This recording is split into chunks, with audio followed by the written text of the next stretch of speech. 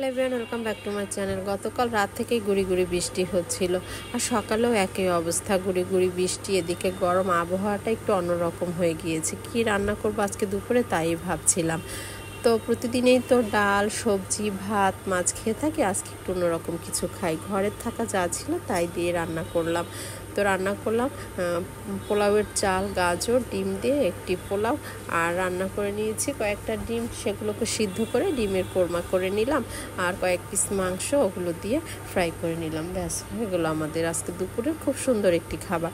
তো আমি কিভাবে কি করেছি সেটাই আপনাদেরকে আমি দেখাচ্ছি, আপনাদের সাথে শেয়ার করছি। এদিকে ডাবওয়ালাও ডাব নিয়ে এসছে ভ্যানে করে বাসার সামনে, ওনার থেকে আবার দুটো ডাবও নিয়ে নিলাম। কোল্ড ড্রিঙ্কসের পরিবর্তে ডাবের পানীয় খাওয়া হবে, মানে সব কিছুই আজকে খুব ভালোভাবেই হলো। তো আমি মাংসগুলোকে আগে আদা, রসুন, লেবুর রস, সয়া সস, সামান্য মরিচ গুঁড়ো সব কিছু দিয়ে ভালো করে ম্যারিনেট করে রেখে দিয়েছিলাম 1 ঘন্টা পরে আমি শুকনো ময়দা দিয়ে আস্তে আস্তে করে তেলটা গরম করে মাঝারি আঁচে আস্তে আস্তে করে ভেজে নিচ্ছি। তো খুবই সহজ এই চিকেন ফ্রাইটা।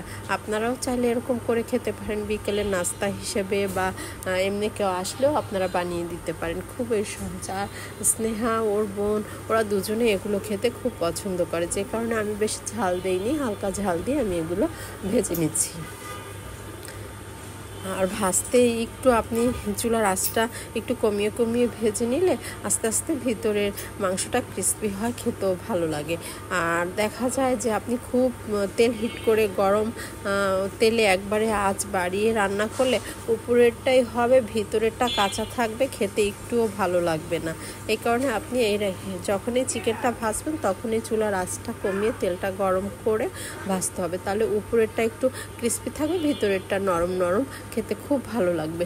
তো আমি এরকম করে ওদেরকে ভেজে খাওয়াই, আপনারাও করে দেখবেন, বেশ ভালো লাগবে। তো 2-3 বার করে এরকম উল্টে পাল্টে নিতে হবে। যখন কালারটা এরকম হয়ে আসবে তখন তুলে নেবেন। বেশি কড়া করে নিলে তাহলে তেতো লাগবে, খেতে ভালো লাগবে না। তো আমার ভাজা হয়ে গিয়েছে, আমি এখন এগুলোকে তুলে নিচ্ছি।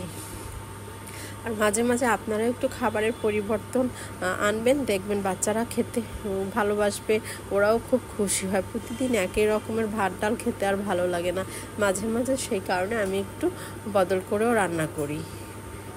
তো আমার ফ্রাইগুলো ভাজা হয়ে গিয়েছে, আমি তুলে নিলাম। এখন আবার বাকি যে কয়েকটা আছে সেগুলোকে আমি দিয়ে দিচ্ছি। আর এরকম ফ্রাইটা ভাজা খুবই সহজ। মাঝে মাঝে এরকম চিকেনটা ঘরে এনে রেখে দিলেই বানিয়ে খাওয়া যায়, তাহলে আর আপনাদের দোকান থেকে কিনে খেতে হবে না, ঘরে বসে সুন্দরভাবে খেতে পারবেন। আর ডিমগুলোকে সিদ্ধ করে খোসা ছাড়িয়ে হালকা একটু নুন দিয়ে এরকম ভেজে নিয়েছি। এখন ডিমটাকে কোরমা করে নেব। আশা করি আমার ভিডিও ভালো লেগেছে। ভালো লাগলে লাইক দিয়ে সঙ্গে থাকবেন। আমি আবার আসবো অন্য ভিডিও নিয়ে। সকলে ভালো থাকবেন।